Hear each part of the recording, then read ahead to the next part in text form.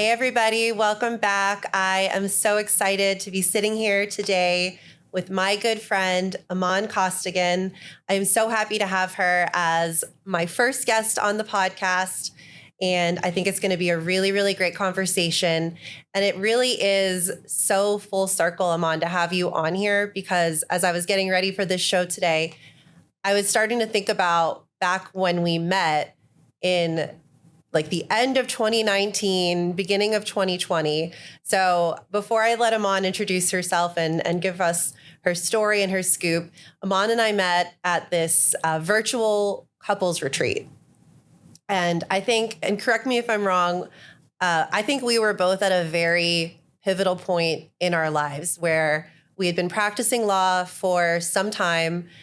And we were starting to realize that maybe we wanted to do things differently, you know? And so we met at this couples retreat where we were talking about money and abundance and creating our dream lives in conjunction with our partners.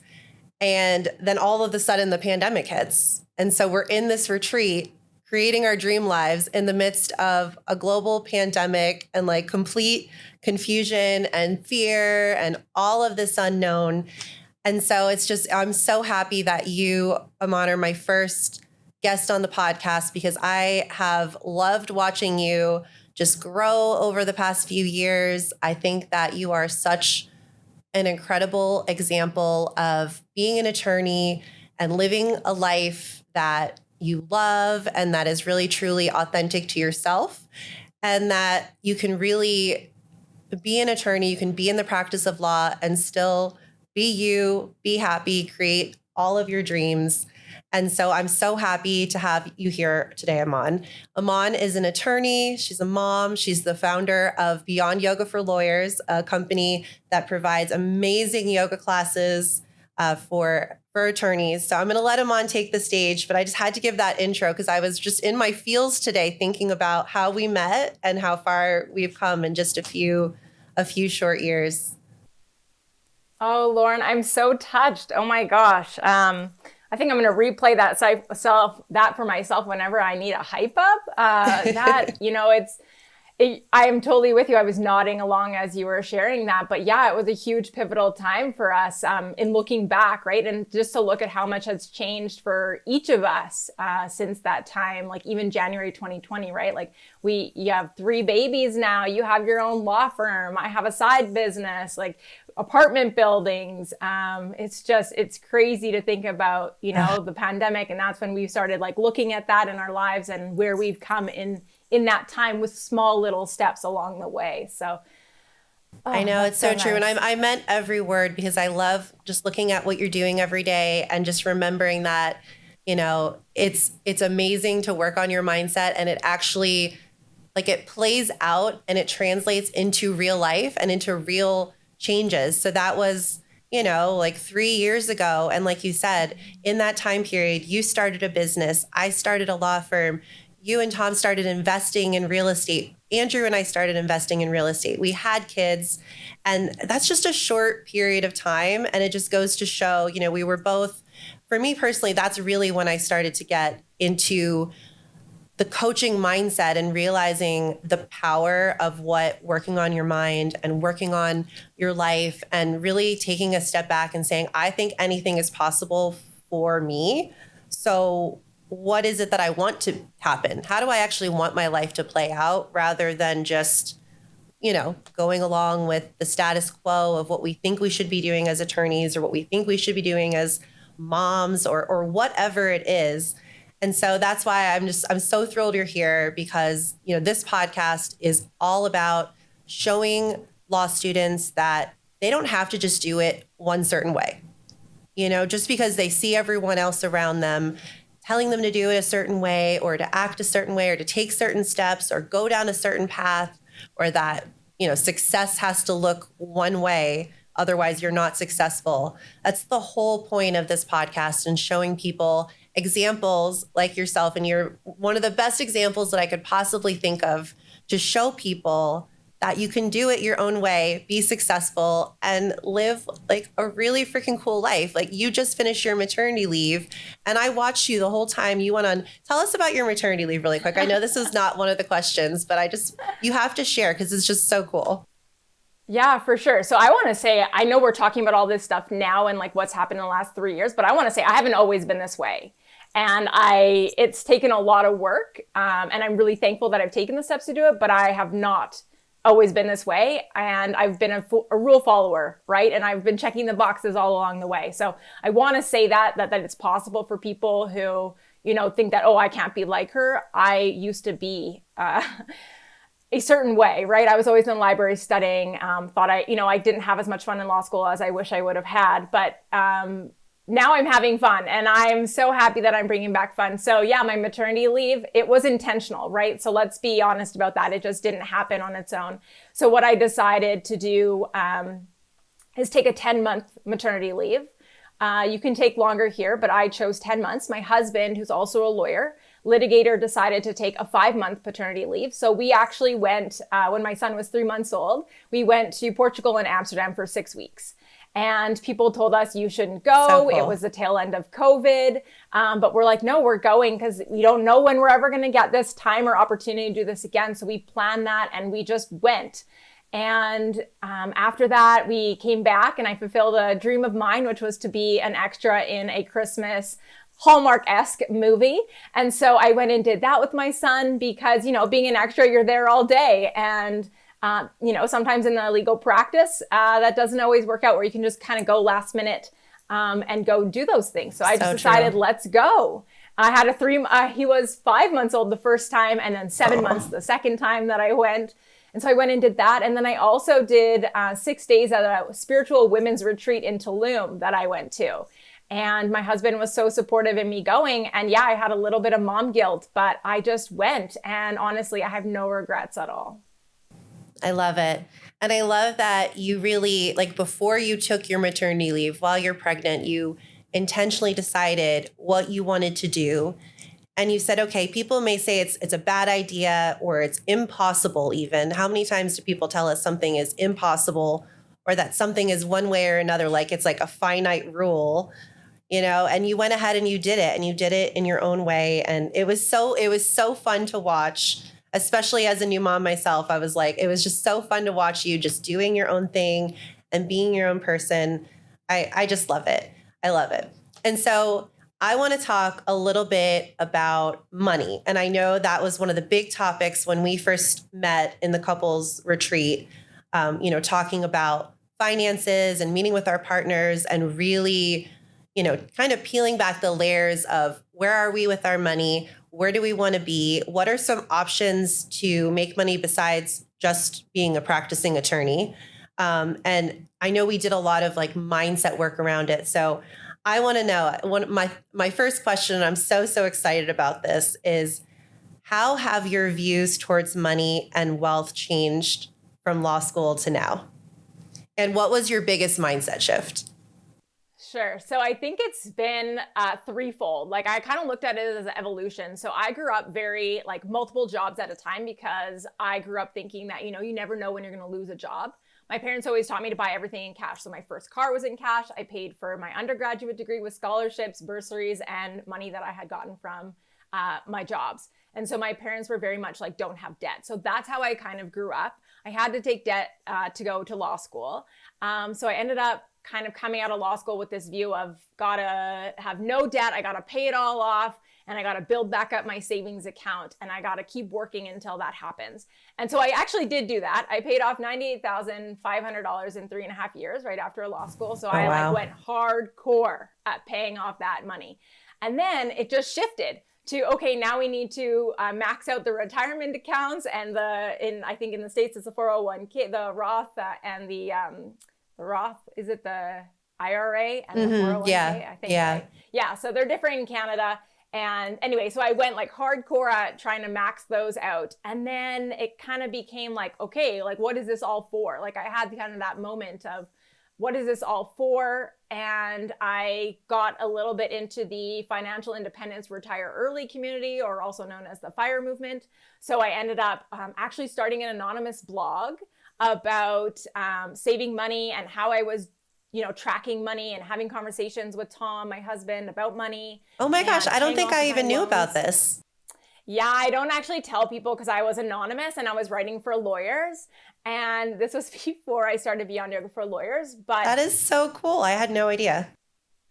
Yeah, so it's actually where I ended up going to FinCon, so the personal finance conference in Washington, D.C. in September 2019, which is actually where I met our couples coach, and is actually why I signed up for the couples coaching that you and I met at, which is crazy to think back on. Oh my gosh, so full circle. I had no idea. That's awesome. Yeah, so I went from kind of the extreme of like saving money and then to finally going on that FIRE movement. And then now I've kind of stepped back when you were talking about, we got clear about our money, our mindset and plans with money. And that's when I've kind of stepped back to be like, okay, do I want the retire early part? No, for me, I want the financial independence. And so that is where the last 3 years or maybe even 5 years have been kind of focused between me and my husband is like on that financial independence path of breaking down all the things that that we've been taught about money and that you need your law job in order to make money. And, you need that salary and like that there's no other way, that it's kind of like it's your law job or nothing else because you went to law school. If you didn't go to law school for that, then like, why did you go to law school kind of thing? So it's really been a change to that financial independence aspect and building that up for myself and for my husband so we can choose things that we want to do and have freedom. And we decide what we're going to do with our time, what we're going to do with our money versus money kind of controlling us or those golden handcuffs, being stuck on and not being able to get them off. And so it's so interesting. I think one of the biggest things that when you were talking really stuck out to me, Aman, was how you went from, okay, debt is bad. That was kind of your money story from growing up. And I had a very, very similar money story where my parents were like, are you sure you want to go to law school? It's very expensive. Like that was the only concern. You're going to have a lot of debt. So you kind of went from that and then you paid off your debt very quickly, which I want to talk about that in a minute. And then you kind of went into, okay, well, it was safe. I paid off my debt and now I need to put this money into retirement accounts.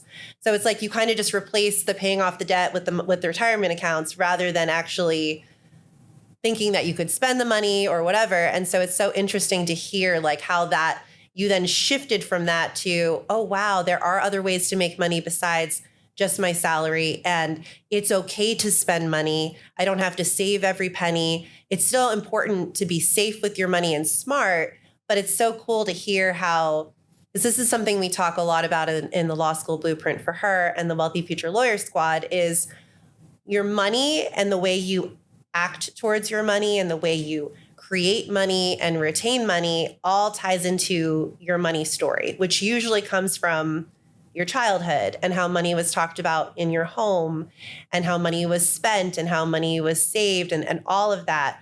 And so it's so cool to hear that it was like really a mindset shift that then happened that allowed you to really start to create more and more wealth. You went from being safe to being more creative and you learned about money and you read about it and you kind of went from, I kind of did the same thing where I was very much into the FIRE type of community, the retiring early.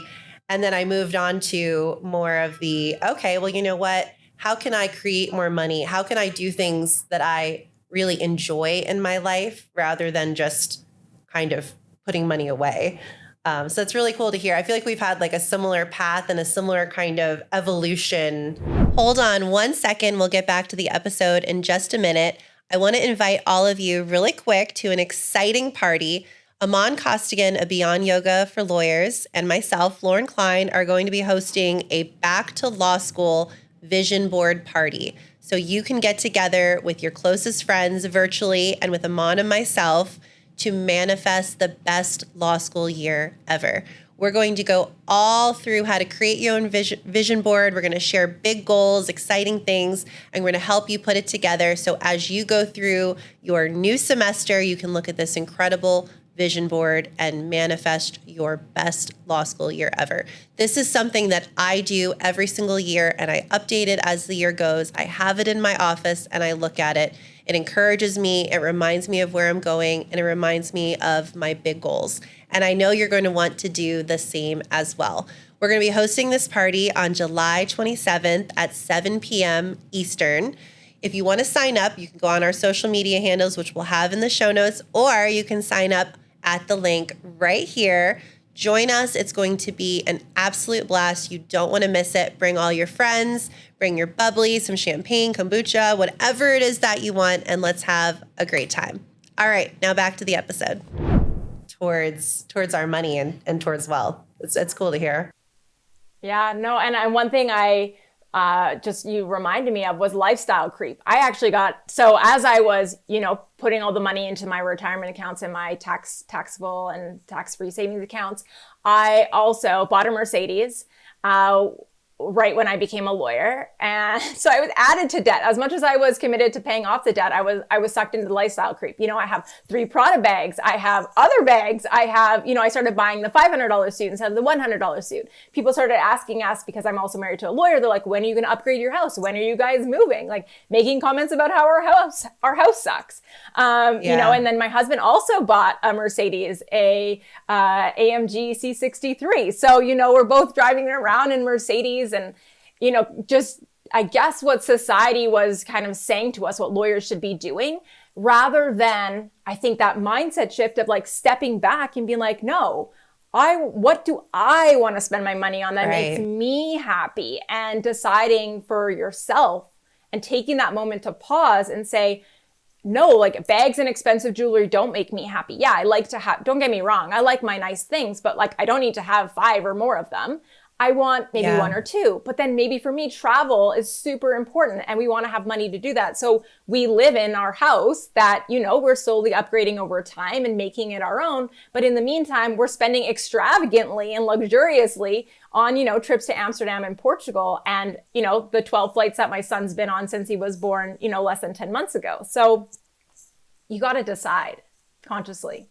No, it's so true. And I think what happens to so many of us when we graduate from law school and when we're in law school is we kind of see what everyone else is doing and we accept it as the gospel when it comes to money. So everyone's just trying to get the highest paying job possible, which is fine. There's nothing wrong with that. But sometimes they're not even entering into areas of law that they're interested in.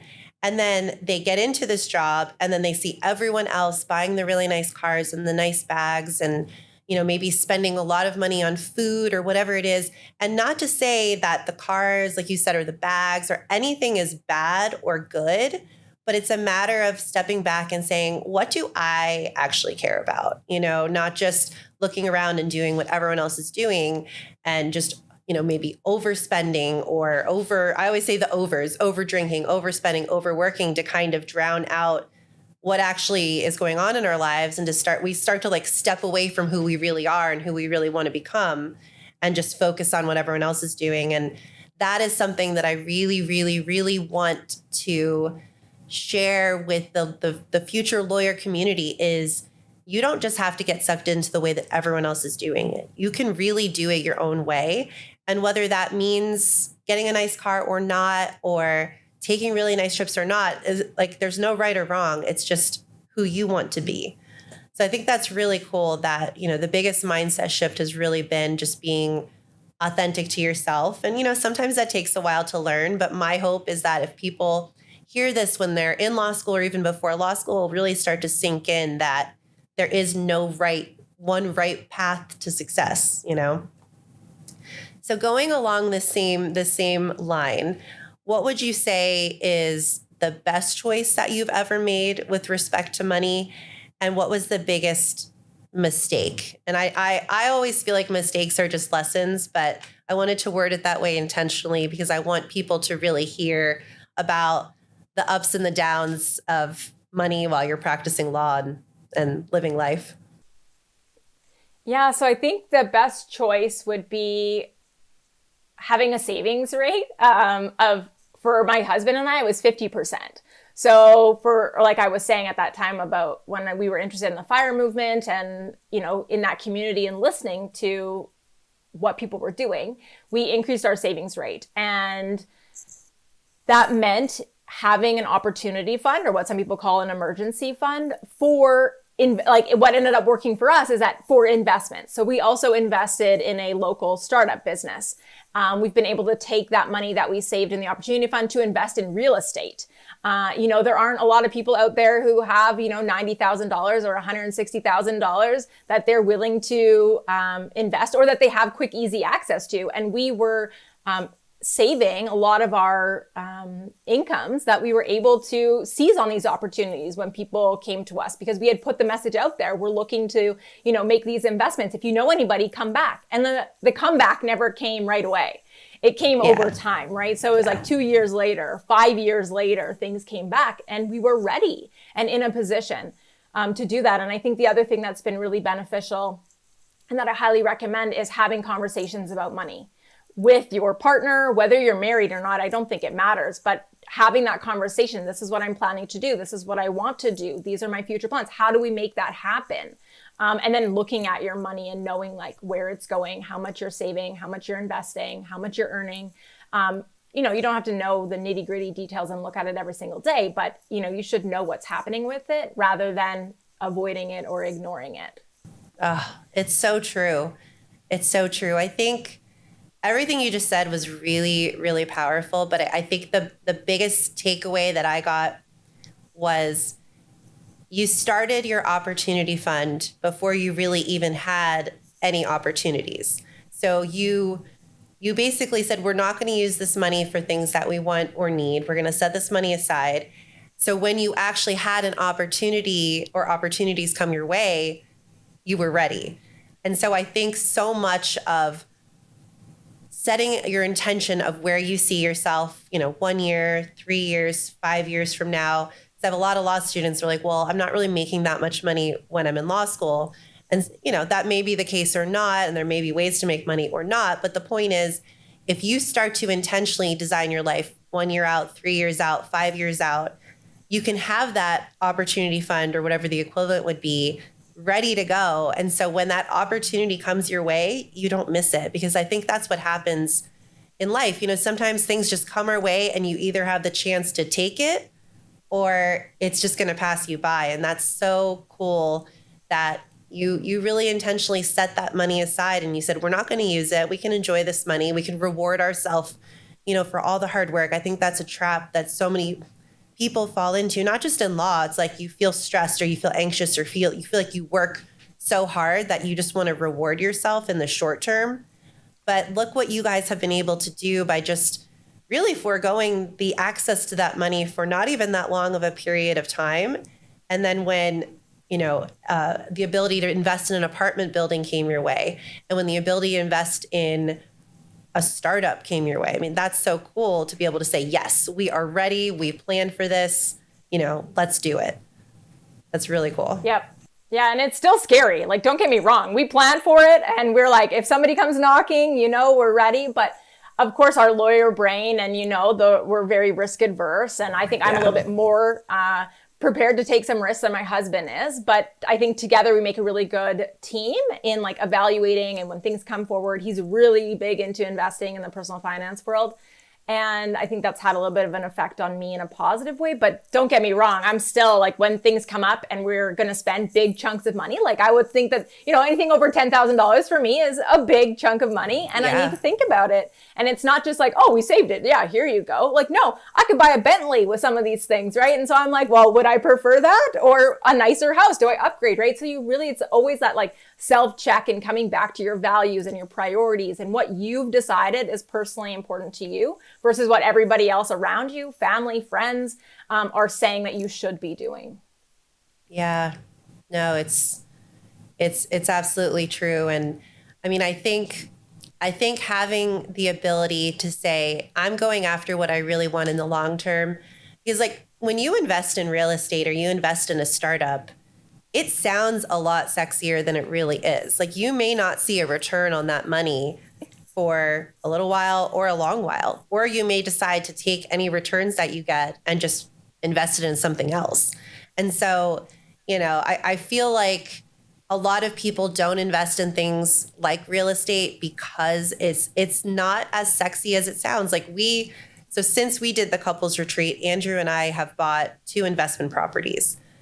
One is an Airbnb that we run here in South Florida, and the other is a long-term. And we really don't use that money. Anything we're making from those businesses, and they're doing well. They're both making really good money. South Florida is just, real estate is insane right now, and vacation market is absolutely insane.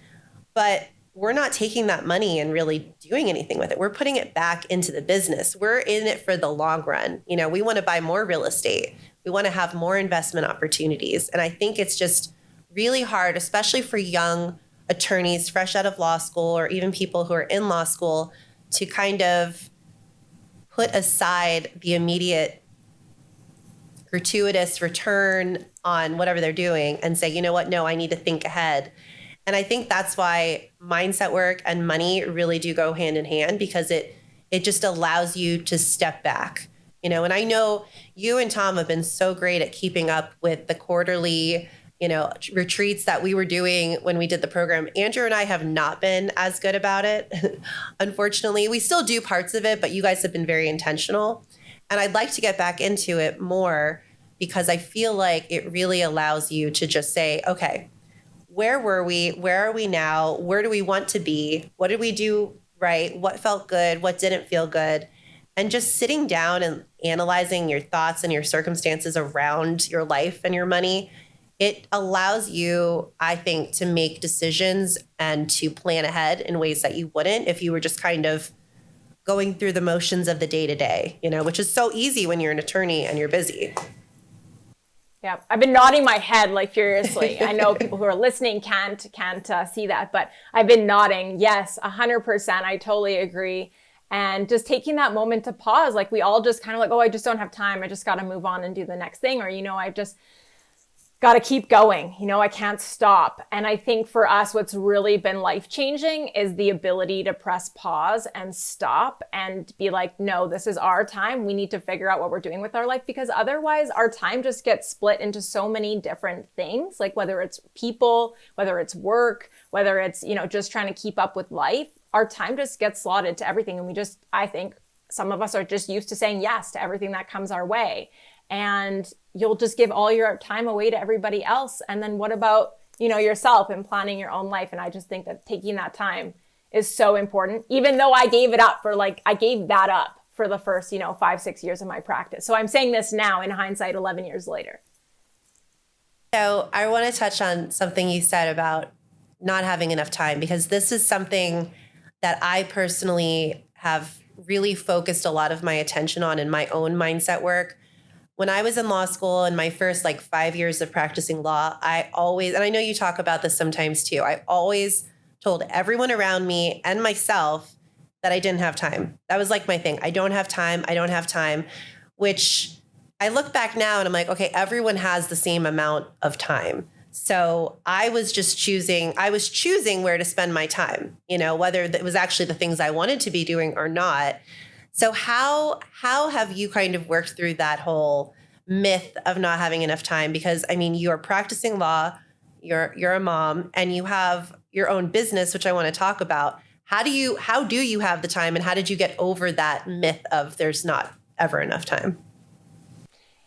Yeah, so it's still for me a practice, right? It's still things I'm Same. learning and trying. But I'm like you. I was the same way. I'd always be like, I have to work. I'm too busy. I would skip out on other people's events. They would invite me. I'd say yes. The day would come. I'd be like, no, actually, I don't really feel like going. I'm not going to go, or I have too many things. Or, I would always find a way to wiggle myself out. I didn't go to my grandmother's funeral because I was too busy and I couldn't go. And anyway, I've made some decisions that I would not, I think nowadays I wouldn't make, because I think like you, I'm also consciously reminding myself that, no, it's not that I don't have enough time. It's that I'm deciding where I'm putting my time. And sometimes I decide to watch a show for, 3 hours and not do that thing that's on my calendar that I said I was going to do. So for me, it's really getting specific and honing in on what's my priority for the quarter. So you mentioned the couples retreats that we do. So when we're finished that from the weekend, Tom and I each come out with our goals for that quarter. And so I actually have them in the bathroom and I look at them, multiple times a day. They're in the bathroom and it says, these are the things that I'm focused on. And we have a maximum of 3, right, things that I'm going to do in that quarter. And it's possible that I won't even get to all three, but it's like, these are the three things. So if something comes outside of these three things, I need to decide consciously, am I going to say yes to it? Can I say yes in this quarter? If it's not this quarter, then I need to say next quarter. And so I really try to prioritize what's important for this quarter and what I'm focused on. And so I decide that ahead of time, which has been huge. I also have been playing around with putting money toward conveniences. So I know when you're coming out of law school, that's not a thing. And I did everything myself and I totally get it. I barely dry cleaned my suits back then, right? But now that's changed. And I think over time it will change. And for me, I pay money. We have a meal delivery service. We don't cook any meals. We have a company that comes by. They deliver meals on Tuesday. When we get back from a long vacation, like Amsterdam and Portugal, I actually had a woman who I hired. She's called a personal concierge. She came and brought a Christmas tree and she made us a dinner and filled up my fridge with a few items. And that's awesome. I'm willing to pay for that convenience. And we have a house cleaner. And so we've paid for that kind of convenience to have that time back on the weekend. But I'm saying that now 11 years out, right? That's not something I was doing early in my career. But at the same time, I never actually honestly thought that the things that I've done in my life now or the things that I have are things that I ever thought possible. So just planting those seeds of what is possible, that you can decide where you put money. So yeah, I don't put it in like a brand new fancy house. I put it in conveniences so I have more time to spend with my husband and my son and go travel. And I think especially as you get into your career more and you start to figure out, what you're going to be earning and where your career is going, I think it is important to take a step back and say, okay, what is my time worth? Not just my hourly billable rate, but what is my time worth between my business and, your law practice and the time with your family? And if there's something that someone else could do that's below whatever your time, the value you put on your time, I think it absolutely makes sense to delegate that. And that's something that I've worked on too, is just, you don't have to do everything and you don't have to, it's really hard for me sometimes. Like I have someone come pick up my laundry and wash it because I hate doing laundry. And I know it's just going to sit there for like 2 weeks and it's not going to get done. And then it's going to get in the way of me with my law practice or with my coaching program or with time with my family. And so I think that's so great. And I'm sure by doing all of that, that has freed up a lot of time for you with your amazing yoga company, Beyond Yoga for Lawyers. So I want to know, what inspired you to start teaching other attorneys yoga, and tell us about Beyond Yoga for Lawyers? Yeah, sure. So I've been doing this yoga practice for now 10 plus years. So I started right as I got called to the bar. I started going to this yoga class once a week. And I honestly believe that it's one of the reasons that I'm still in private practice. Because I don't know if you remember in law school, if they said to you when you were sitting during orientation, they're like, look to your left, look to your right. One of you is not going to be practicing law in like 5 years. Yeah. And I was like, that can't be right. We're all here to be lawyers. And then now crazy. I look around. Yeah. Now I look around and, 5 years out, none of my colleagues are in law anymore. A lot of them women have left the practice of law. And like, obviously some people have made it for their own personal choice. And I'm not I'm not saying anything about that, but I'm saying about like the stress levels, the burnout, the culture, the expectations, like how do you quote, do it all, like that kind of, stuff that we put on ourselves. And so I just saw like all my colleagues leaving, like good people who I'm like, I want you to be lawyers. I want you to stay. And so that was part of my drive, was that I wanted to share the yoga that I'm learning. And I want to share it with other lawyers so I can help them in the profession, and that I can help be that change that maybe can help lawyers stay. And if it's not to stay, then just to lead more happier, joyful, restful lives. And I personally can attest that your classes are absolutely amazing. I don't remember, was it your first or your second group that I joined? It was right after Drew was born. I think I was like 2 months, 3 months postpartum, something like that. It was still in the midst of the pandemic. I think it was right around the time I was going back to work too. So it was like 4 months postpartum. And it was so nice to have a dedicated time of my day that I knew I was going to be just in my office, closing the door, doing yoga, relaxing. And like the yoga that you teach is very different from most yoga classes that I've ever taken. I remember there was one thing that we did that you taught us where I think, was it the shoulder or was it the length of the arm? I forget what it was now.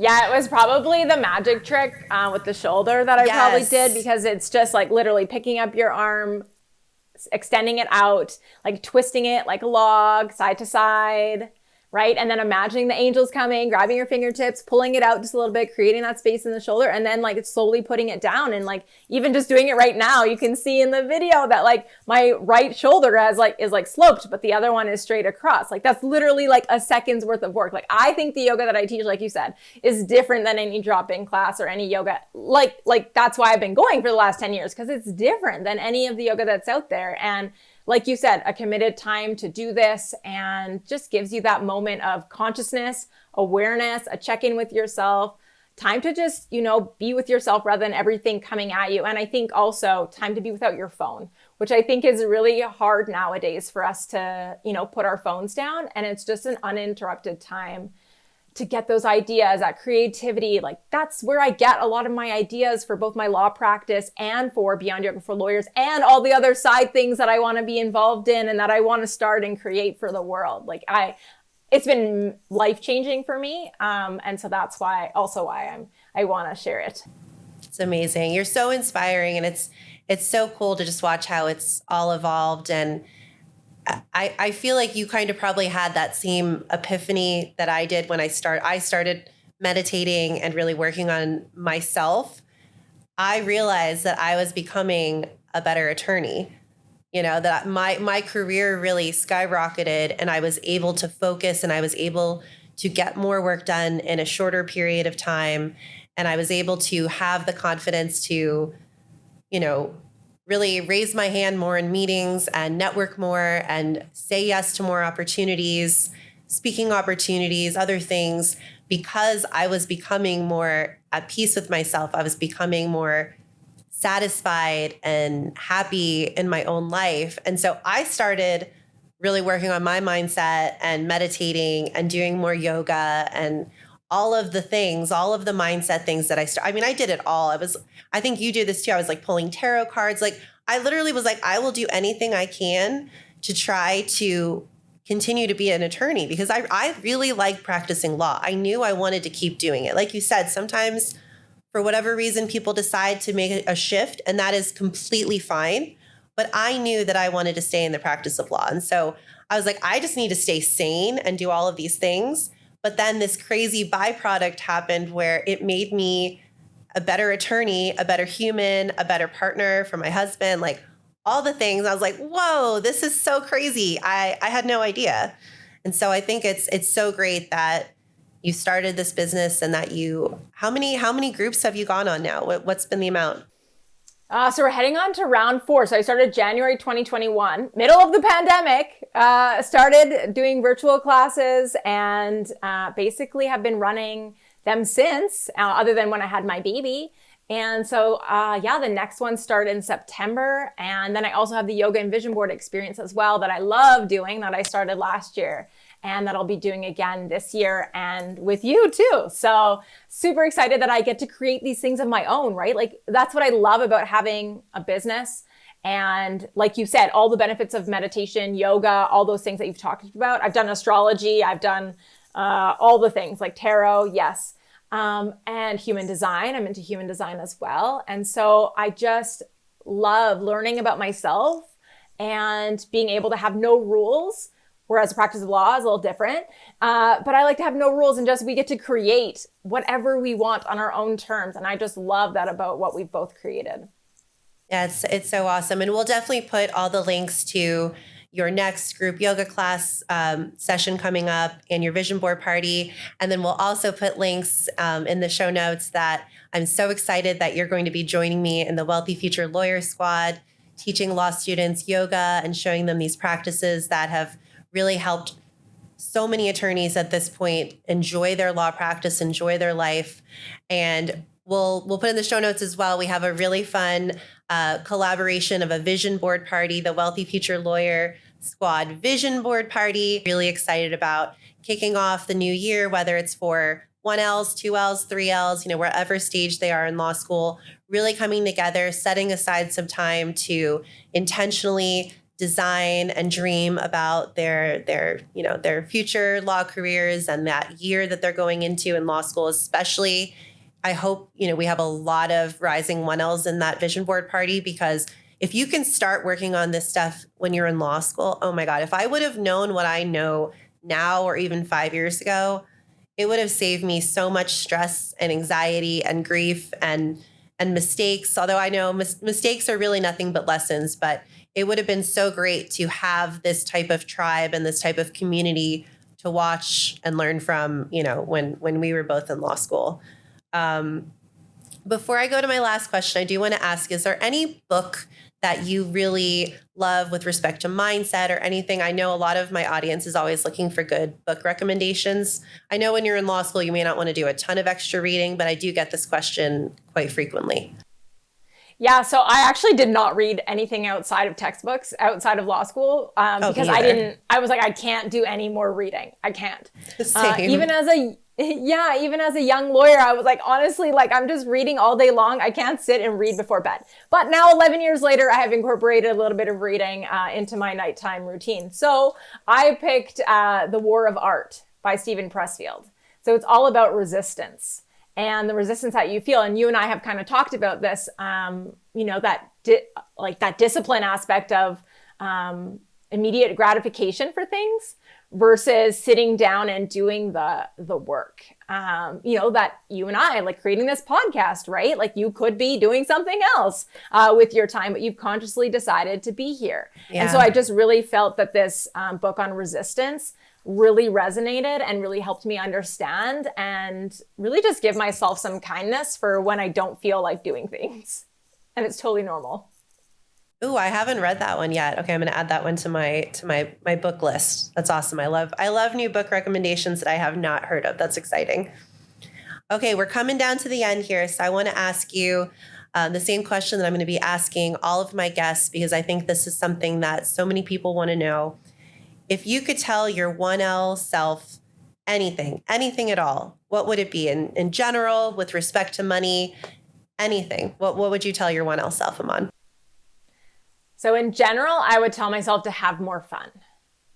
I was always of the scarcity mindset. I had to get the good grades because I had to get the job. And then once I got the job, I had to pass the bar. It was just always this checklist. And, I couldn't be doing other things because I should have been studying. And I feel like if it wasn't for Tom, I wouldn't have even had the fun that I had in law school.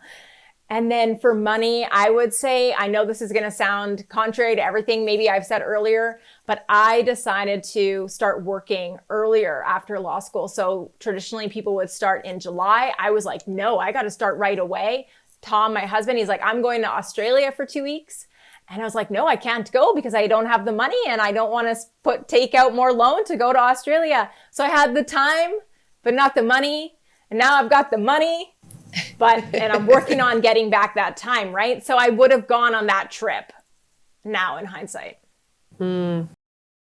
Yeah, the one thing, I had a friend in law school the first summer between 1L and 2L year. We had a study abroad program in Madrid, or just outside of Madrid. And I was not going to go. I was like, I can't afford it. I cannot make this happen.